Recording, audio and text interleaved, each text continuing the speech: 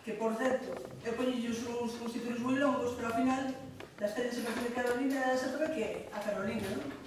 Non, podemos chamar a Carolina. Describendo a Sofía, Sofía. 200 conteúdos de Teresa Prieto, Teresa Prieto.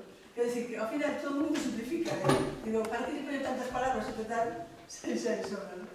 Bueno, a idea miña é que unha persoa de vos, un de vos, que veña aquí, por favor, a ler a sinopse. A sinopse que está detrás do exemplar, na parte da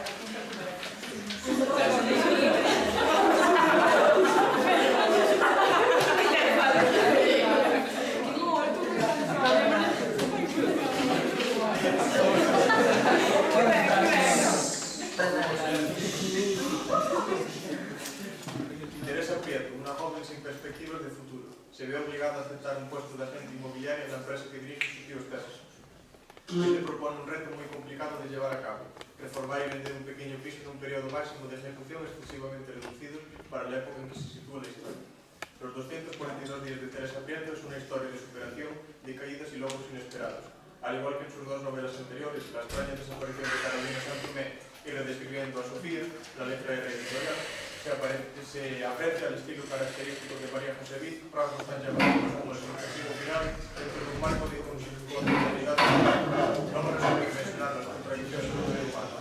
María José Viz ahonda aquí en una de sus temáticas favoritas, el análisis psicológico de los personajes, llegando a plasmar con comedida crudeza las emociones que indudablemente sensibilizarán al lector o lectora, sin olvidarnos tampoco del halo de misterio, sostenido a lo largo de la obra junto a pinceladas de humor con las que la autora aligera el tono, dentro de una atmósfera de marcado desosiego.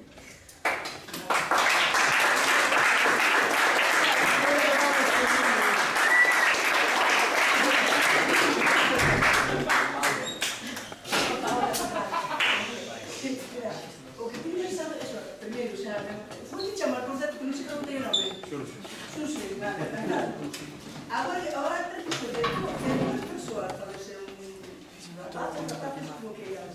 para ler uns artigos muy pequenos de personaxes. Eu pretendo que falemos dos personaxes da obra a través deles, falar uns temas que a todo o mundo le poden afectar, que poden ser importantes. Entón, dúas persoas da obra así ao chão que veñan para aquí, porque primeiro unha vai ler un personaxe, todo o vídeo, por favor, hombre, non tiñades medo, que este de ninguna de aquí, hombre, xa que nadie se levanta,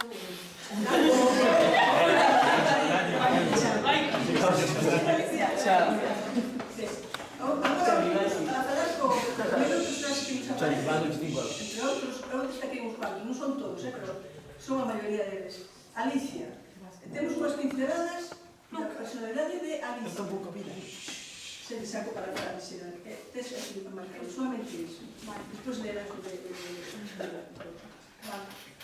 Tras colgar, abrazó un pequeño joyero bañado en oro y con brillantes pequeños diseminados con una pícara sonrisa. Con un poco de suerte, tú y yo nos tendremos que separar jamás, dijo, mientras le limpiaba el polvo con la mano y lo posaba, amorosamente, sobre la cómoda traída de la limpia. Vale. Xa te quedas aquí un minutinho, vamos a falar sin importa. Este personaxe, xa vedes que ten un xollero, unha cosa así, como de moito valor, non? Que ten cosas da India e tal. Podemos pensar que é un personaxe que é rico, pero non é rica. Precisamente o contrario.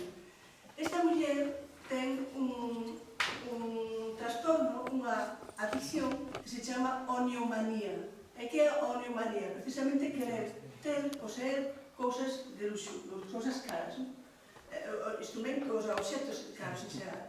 E non ten poder adquisitivo para iso. Iso é unha cousa que influye moitísimo no resto da novela, porque causa moitos problemas e causa que precisamente que Teresa Prieto, a súa filla, teña que irse a traballar. E ben, eu daqui do personaxe de Alicia, a mí surtenme dous posibles temas que podemos moi por encima, porque hai máis personaxes, pero me gustaría que participarades vos. Alicia a mí faime pensar nas adiccións. Adiccións que poden ser, sabedes perfectamente que son de moitos tipos, hai moitísimo tipo de adiccións. Ese tema, a mí gustaría que deras unha opinión vosa respecto a iso. Se vos parece que, por exemplo, que é fácil caer nunha adicción a algo, parecemos que é fácil ou non? Sí. Pensades que estáis un pouco protegidos da vosa xeración de todo o que pode ao redor, que pode influenciar ou influir en vos nestes temas, non sei, pode ser unha adicción ao xogo, as maquinillas de xogar, cousas deste tipo, e non vayamos a ter en mente outras cousas. Quero dicir, credes que vos tedes os instrumentos precisos para poder dicir, ata aquí, ti non pasas, aquí estamos nós detrás do que se debe facer, os demais quedan fora. Entendedes o que me refiro? Sí. Que opinades? Algún que opine algo? Eu creo que non estamos protegidos. Por que? Non sei, hai moitos... Vemos moitas cousas, moitos anuncios na televisión, no teléfono, sabes, nos... Como chegar que non ollo ben, é claro. Estabas dicindo que non estás protegidos para nada. Algún falou máis por aí? Eu creo que sí que temos as ferramentas, pero non sabemos utilizar. Claro, é que precisaredes para eso, como charlas, ou mellor, sobre os perigos da internet, ou que pensades que vos falta para poder estar protegidos? Non creo que nos falte nada, digo que temos as ferramentas, só que non queremos ou non sabemos utilizarlas. Esta cuestión, non queredes ou non sabemos. Pero é un tema este que dá moito que pensar, é moito que debater. Algún máis queres participar? Eu simplemente quero dar pinceladas. Hai un cámara que dice no teléfono. Perdón. Algún de vos opinas sobre isto? Vos coñecedes casos do vos entorno de problemáticas deste tipo? Non tedes por que dicir este, se será. Coñecedes alguén que este pasando mal neste senso? Queres podedes axudarlo a esa persoa, que podedes ter posibilidade de axudar en algo a esa persoa? É difícil, non se deixa axudar? Pois igual ten que recurrir a xente especializada, non? Vale, estupendo, estou tratando de pasar. Mire, xa xudei un pouco en primeiro debate, moi ben, eso que quero, porque temos que ir avanzando, porque vos estás precisando xa disfrutar as vacacións de Semana Santa, xa sei. Entón, vamos a pasar ao seguinte personaje. Que é o seguinte? Teresa Prieto. Eu marquei aquí un parágrafo que vai desde aquí e continúa por aquí. ¿Ves? Vamos a sacar isto para facilitar. El primer encuentro en la inmobiliaria significó un antes y un después de la vida de la joven inexperta e insegura. Muchas veces volvería a su mente, pasado el tiempo, ese episodio tan trascendental en su corta existencia, que había transcurrido, hasta entonces, monótona y sin alicientes. La mirada fría de Esteban al recibirlas. Las otras, las de los cuatro empleados sentados ante mesas con ordenadores y muchos papeles, y las de tres más de pie, ninguna mujer se encontraba en la oficina, se dirigían hacia ella, con desagrado evidente, quizás por encontrarla medio encorvada, con aspecto poco agraciado y desaliñada en el vestido. Vale. Aquí estamos casi presentando o personaxe de Teresa Prieto. Teresa Prieto, como antes, creo que é Xurxo, non? Sí. Xa leu Xurxo así un pouco, bueno, estaba matando tantos os compañeros e animando unos trastes, pero é unha rapaza tímida, antisocial, que non ten vida con outros. É unha rapaza que está co súa nai, que ten 19 anos, que a novela cumpre os 20, pero que non ten relación con ninguén, deixou de estudar, bueno, é unha situación complicada para ela. Que ocorre? Que, como xa se di na sinose, ten que empezar a traballar cos seus filhos que van que pegan en controles. Por que? Por a nai. A nai é unha muller que gasta e gasta e gasta, teñen que sacar unha débeda que xa se ve ao principio da novela, e resulta que ela, Alicia, que é irmã de Esteban, que é o xefe da inmobiliaria, pídelle por favor que lle dé traballo a súa filla. A filla, por suposto, non quere traballar algo que non sabe ni interesa, e o Esteban tampouco de boa gana non quere tela porque non lle gusta ter mulleres na súa empresa. É un home misóxino e non quere. Entón, aí está a dificultade entre un lado e do outro. Entón, o que acabamos de ver foi a súa primeiro contacto con a inmobiliaria. Cando chega a inmobiliaria, nota que todos os homes miran para ela, era síntese pequena, e tal. Que tema, xa nos quedamos antes sin un tema, pero non importa. Aquí, a vocación, as responsabilidades impostas sendo demasiado neno ou nena, demasiado loco. Quere decir, esta rapaza non ten vocación. Empeza a traballar nun sitio forzada, pero, como xa se verá despois, enamórase do seu traballo, do traballo imposto. Vos credes que para facer algo na vida, para estudar, despois de cando acabedes aquí o instituto, querades facer unha carreira ou continuar unha formación profesional, o que queiras? Ten que ser vocacionado desde o principio ou credes que se pode namorar realmente dun traballo para o que non iba destinado desde o principio? Por que pensades? Pensades que un pode empezar a querer un traballo onde que non lle gusta ao principio? Sí, sí. Pero que condicións vos parece que tiña que haber para iso? Quero dicir, empezades un traballo, non vos gusta moito. Despois, pouco a pouco, podemos gustar máis, pero por qué? Porque o ambiente é bo? Porque tedes un bo xefe? Por qué? Porque te autoconvences de que che gusta. Porque queres autoconvencente de que podes prosperar por aí o mellor, e dicir, bueno, eu aquí vim daquela maneira, pero podo igual seguir ascendendo no escalafón, é certo, aquí ten vontade. Igual iso é advogada tamén, e como era o tipo de traballo. Que discusa. Si non era advogada do Marius e principio que non era así. Bueno, ela, desde logo, a xente inmobiliaria nunca pensou na súa vida se tiña que desempeñar esa labor. É realmente complicadísimo, entendedes? Porque esta novela, entre outras cousas, é unha novela de aprendizaxe. Pero que nas vosas idades non é unha novela que eu escribí para subir, que xa escribí a novela subir, non é unha novela subir, é unha novela da vida cotidiana, das alegrías e das tristezas que temos todos na vida. Da igual que un tiña 15 anos, que tiña 20, que tiña 60. Todos somos capaces de entender o que nos pode preocupar a nós na vida, o que nos pode alegrar, o que nos pode facer felices. Por iso que me encanta que seas vos aquí, que independentemente de que era baleados ou non, é voluntario, pero que vexades que hai novelas que non están pensadas en principio para a xente adulta, vos xa sodes casi adultos en moitas cosas, entón comprendes perfectamente a mecánica da obra. Entón, aquí xa falamos un pouquinho da vocación. Vamos adiante para non aburrirnos. Poderse falar muitísimo máis, pero vamos a ir saltando. Agora sí, vou ter a Lucía. Agora que viña outra persoa, por favor, para ler outros dos parrafiños, sabes que son cortiños. Para necesitarlos, calquera, ti, pero, va? É que se me sale a corte que viña eu. Dale, moi ben.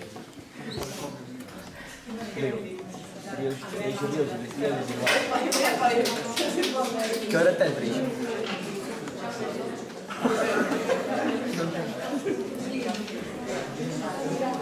Chori, ¿está llegando?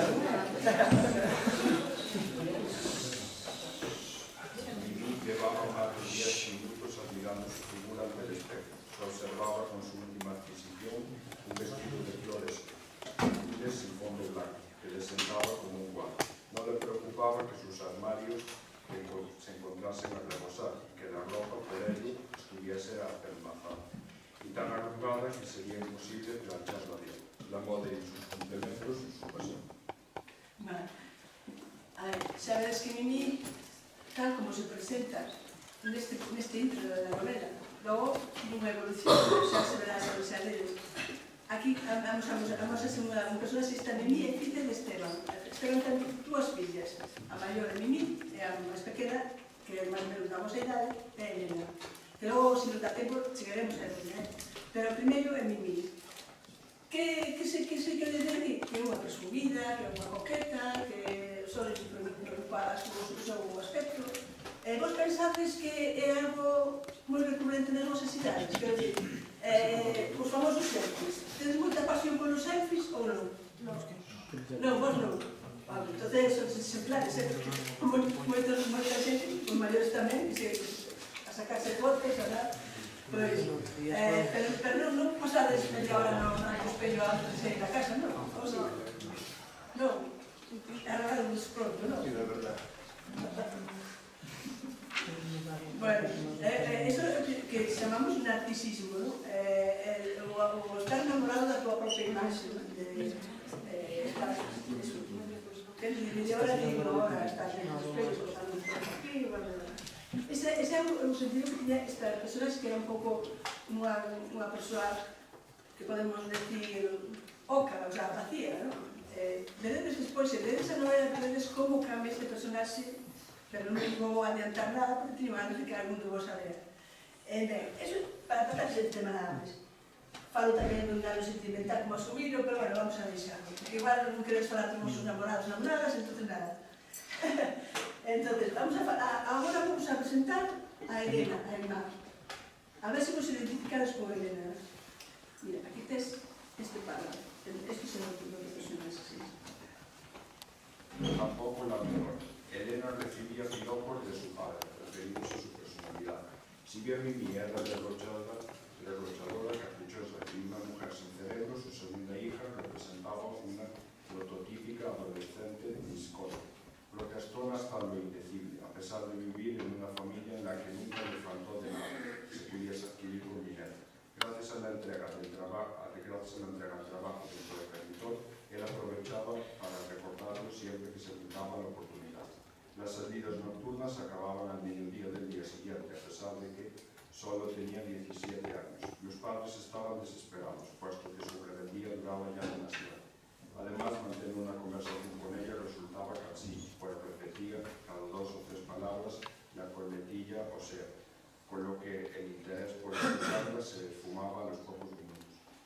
Vale, entonces. Elena, adolescente. Vosotros adolescentes. Non sei se prestastedes atención ao que decía, non é? Que o que no parágrafo este fala un pouco de que fan moitos adolescentes de chegar así de moi tarde a casa, e os pais están preocupados. Pero a mí o que me gustaría máis é enfocar, antes presentemos a Mimi, agora a Elena. Son irmás moi distintas entre sí. Eu que creo que quando se tedes irmáns, todos tedes irmáns, ou son os fillos únicos, ou tantos fillos únicos hai, a ver, eso pode decir. Uns cuantos, Vale, os que tedes algún interés son moi casos, vale. Que tal os debades cos irmáns?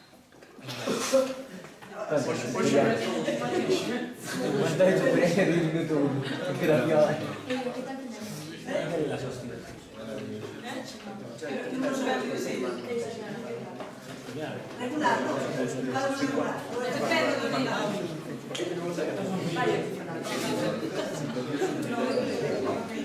Déjanos de falar, corta la piada. Dixo que podían participar, a veces que Participa falando.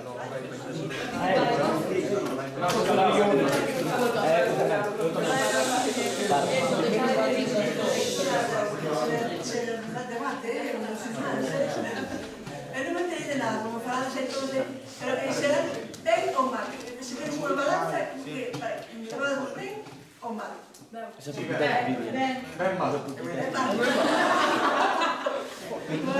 Eso está ben. Depende de cómo se levanta. Nico, digo que te levas o teu irmão. Ainda non o sei.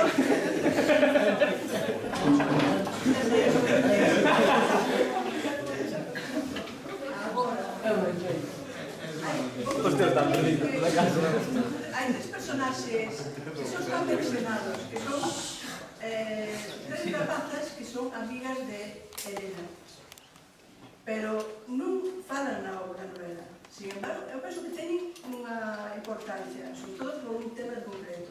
Entón, aquí, estos eran os de antes, entonces, simplemente este parrafito que fala de Illa, Tecia e Eulalia. Era tan transigente que se dejó de sus tres amigas más queridas, de equívocos nombres gallegos, Iria, Tencia y Eulalia, simplemente por adoptar ellas el gallego en vez del castellano como principal lengua vehicular, únicamente por estar. Agora, térate para o seguinte, por favor.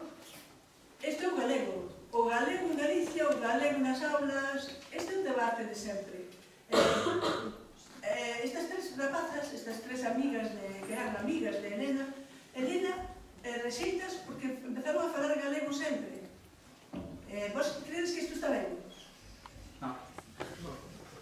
Quero dicir, independentemente de que un fale galego ou castelán, eu tamén falo galego, falo castelán, pero cando as túas amigas, por exemplo, na xera de calquera de vos, tedes tres amigas, estas, Tencia, Iria e Eulalia, son as vosas amigas.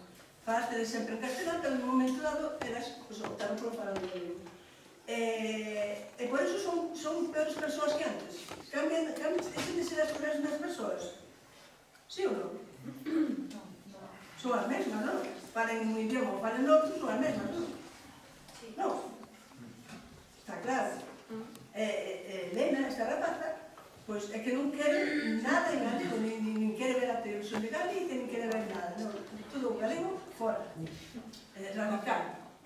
Eu pregunto, vos aquí no IES, non tedes problemas, se quedes falar castelán, falas castelán, se quedes falar galego, falas galego, non? Ou poñemos algún trabos por os mestres que están por profesores, non. Os que se trata é de ser tolerantes, cos idiomas e con toda a vida. Entender que hai persoas que se expresan sempre nun idioma mellor porque nunca o falaron, non falaron nunca o galego ou nunca falaron o castelán, e non por eso son diferentes aos demais. Teñen as súas cualidades, as súas virtudes, os seus defectos como a todos. Eso é o que pretendía eu, metendo aquí estas tres amigas que poden aparecer no momento dado, pero que non falan elas, non son personaxes que falan, están mencionados. Vale, moi ben, xa tenemos. Agora imos a presentar a outro personaxe que é Modesta. Modesta é a muller de Esteban.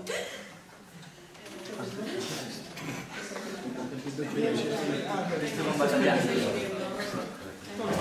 Esteban Batallán. En realidad llevaba años estando desbaratada.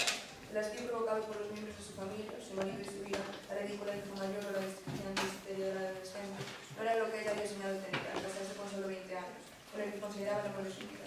Sentada en su butacón, todavía con el delantal puesto, pensaba en ese episodio protagonizado por Esteban. Modesta ofrece a parte máis triste, máis negativa, xo que parei con Esteban despois, pero o que pasa a Modesta é que maltratada. Maltrato da muller é outro tema que está, por desgraza, sempre aí.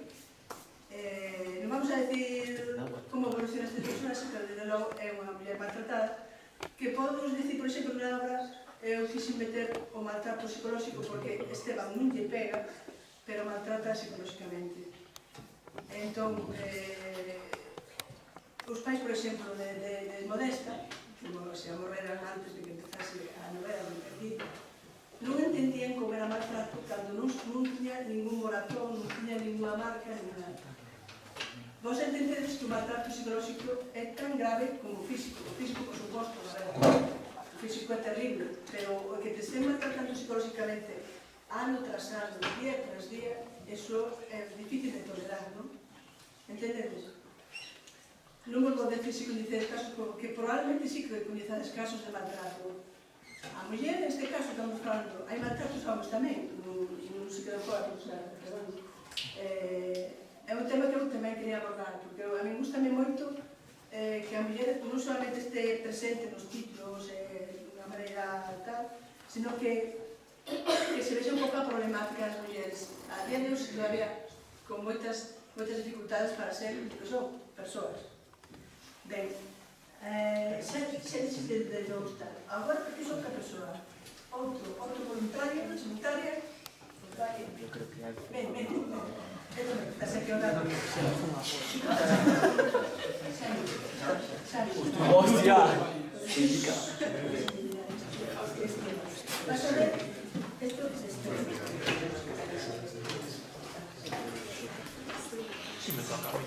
¿Qué puto la cara?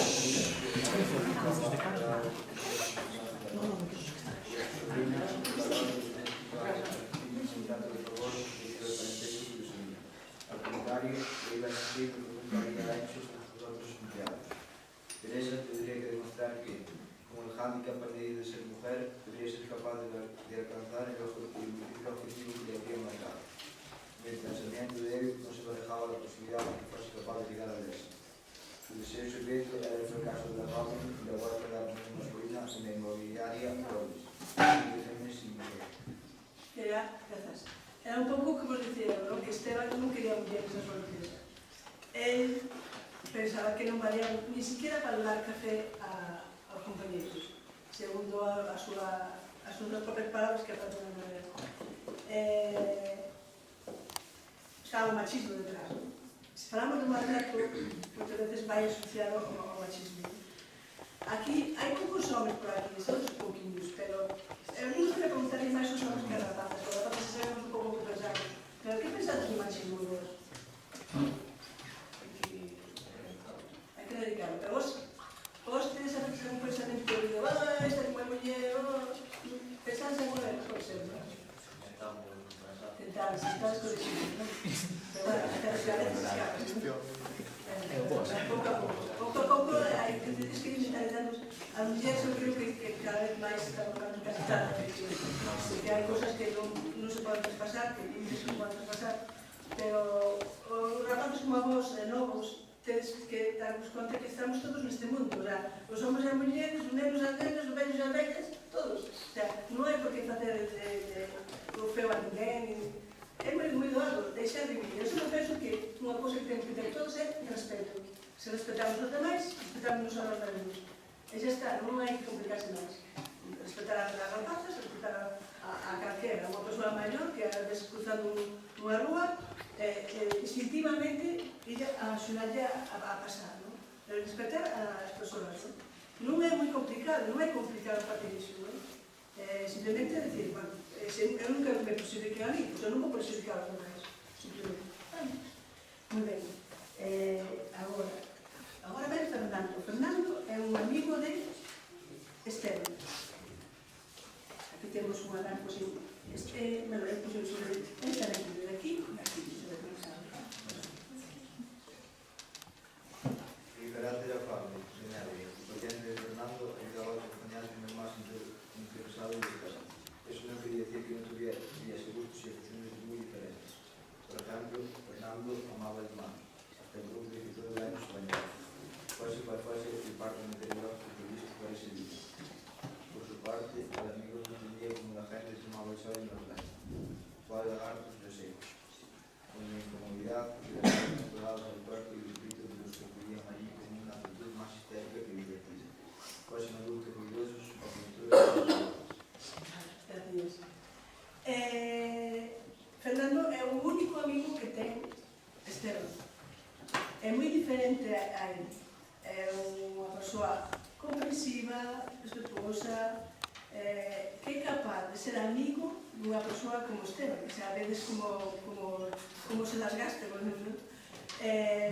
Porque é unha persoa que sabe escoitar, que bueno, pues, ten cualidades, ainda que non se vexan así ao principio, pero ten cualidades. Isto aquí me leva ás amizades entre mulleres e mulleres e homes e homes, quero dicir, non xa entre nenos e nenas.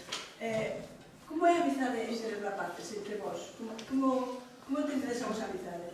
Quero dicir, son dos que vos contades as vosas actividades ou máis ben é para sair un pouco de marcha e non contades as vosas vidas? Quero dicir, que tenéis interesante, tanto, que pensades? Pensades que a amistade que tedes vos entre vos é diferente da que tenían mulleres entre mulleres, para enfocarlo de outro xeito? Sí, porque Porque nós identificado ou temos algunha disputa, ao final creo que hablamos personas. a mulleres somos máis rigorosas. As mulleres e máis. Que pensades das mulleres? Estás de acordo? Sí, te cargamos las manos. E se inventar cosas... No. ¿Alguna otra característica que sea diferente? Se llamaba tardito, Tito. No os conto decir nada. No. Alguna diferencia sempre hai, porque non somos exactamente iguais, se fósemos iguais, non seríamos homens e mulleres, seríamos a mesma cosa, ¿no? Así que é normal. Pero bueno, somos rigurosos. Ben, a cosa é esta, gracias. O seguinte, a ver, quen é máis bonito? Samuel. O seguinte, que queira decir. Ben, ben.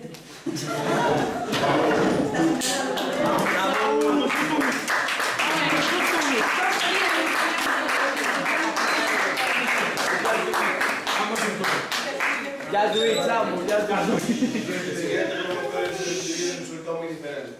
Un hombre bajito, vestido con ropa propia para trabajar supervisando una obra, del pelo abundante y blanco. Su aspecto parecía reflejar el de una persona bondadosa. Carecía de la arrogancia del anterior, sin duda. Tanto empatizó Teresa con él que muy pronto se desahogó y le contó que se encontraba en una situación complicada, teniendo que desempeñar un oficio para el que no estaba preparada. Maximino Boname la escuchó tan atentamente que semejaba no tener nada más que hacer en todo el día, hablando como un padre a su hijo.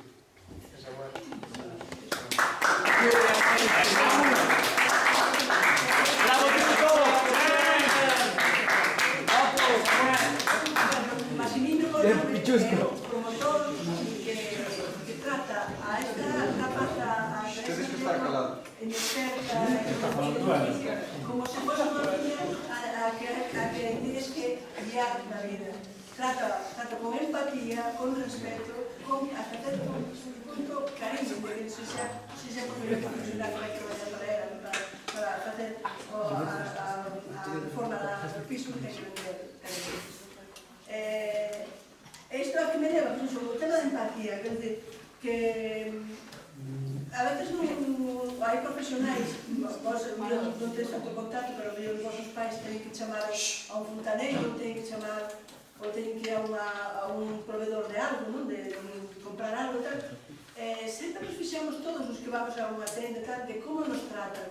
Vos non vos parades a pensar, eu fui a tal tenda e trataronme un pouco así, non me trataron ben, ou dixen, vamos rapaz, paso eu primeiro no supermercado e sigo detrás. Non sei como fazer.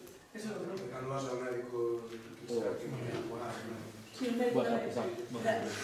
O tema da empatía, falábamos do respeto ao momento. A empatía vai a ser un pouco mesmo. Poñerse no lugar por... Ti vas, por exemplo, vas ao médico e non se trata con esa amabilidade que quixeras que é normal, evidentemente.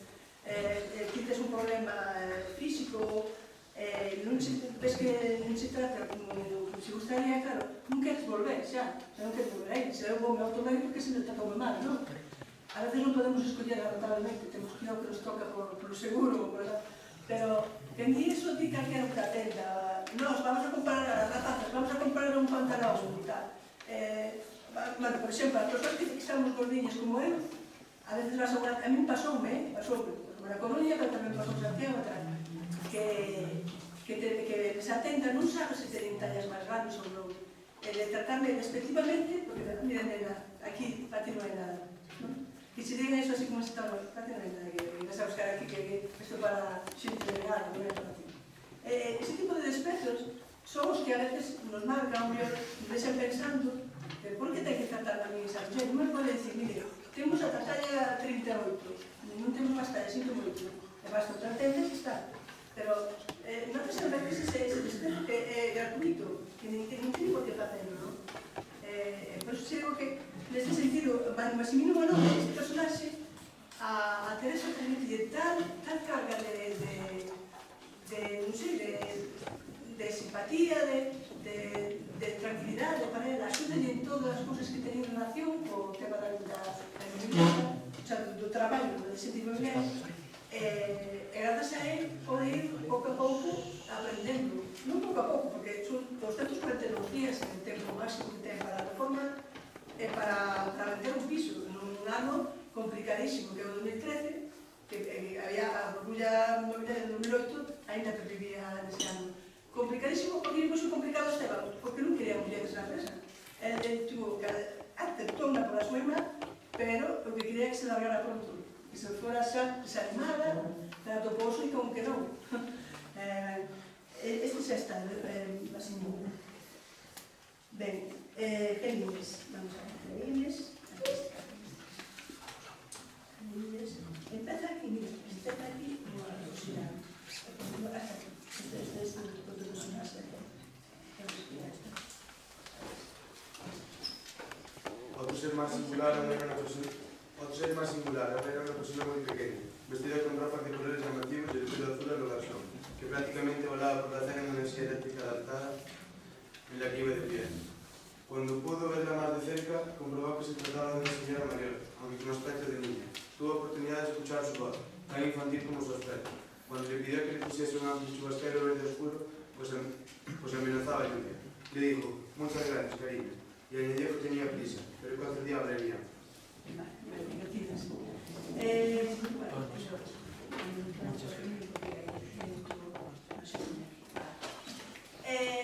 Felimes era unha persoa real.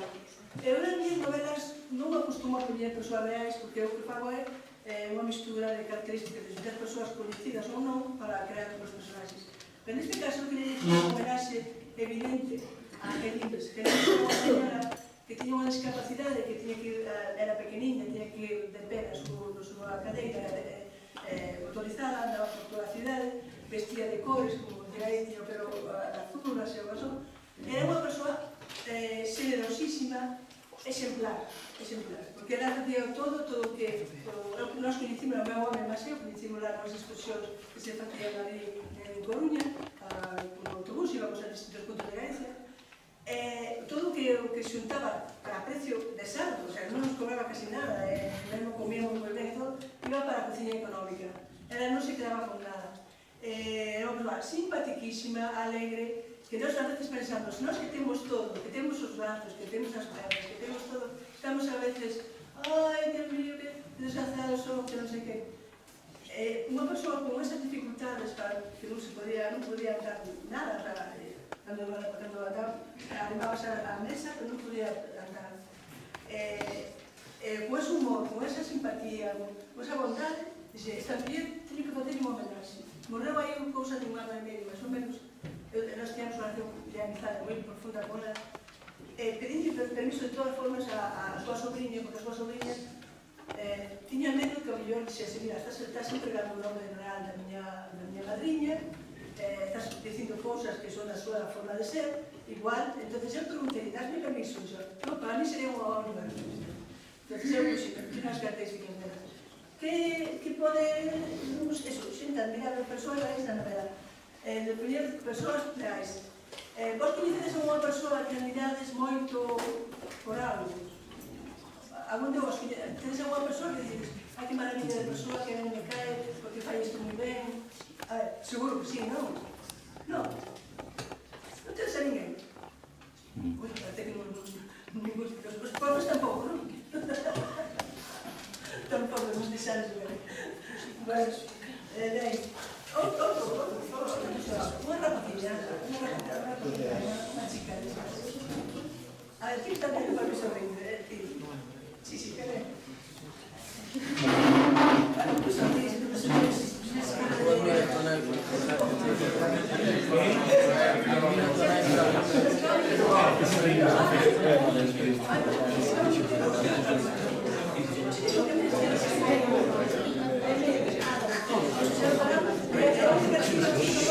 Teño máis personaxes, pero non podemos falar máis. Sí, non quero, estades de vacacións xa, con un pé fora, non quero abusar. Eu que quero facer agora xa para rematar, lervos o poema, que eu fago sempre o poema da presentación do meu libro, que vou deixar aquí a Susana, quere ter, xa para rematar. Depois o acerto de xanimo agora, e grazas por convidar-me. Titúlase Desfacendo muros. A tristura bateu no muro cego que sepulta existencias líquidas e maneiras. Non é doado derrubar ou respirar. Entre sombras emocionais, Teresa Prieto loita por cumprir o seu objetivo. Non importa que os ventos viren contra ela, non ha de claudicar. Ten un sorriso posto da forteza e ilusión, mentres a dor é profunda ao seu carón. Hoxe, nesta terra galega nobre, unha vila que alardea de cruces de vida no seu nome, ela ven á procura de espallar a nova do seu libro, a biblioteca fermosa onde se mergullar nos sueños literarios, os estudantes curiosos que han de facer medrar o abrallo e a ledicia de ler nos seus máximos. Coido que Teresa e a súa historia non van desexar sair daqui, onde mellor terán refugio, máis que no verte do agarimo impreso, do conhecimento e do básico de ser,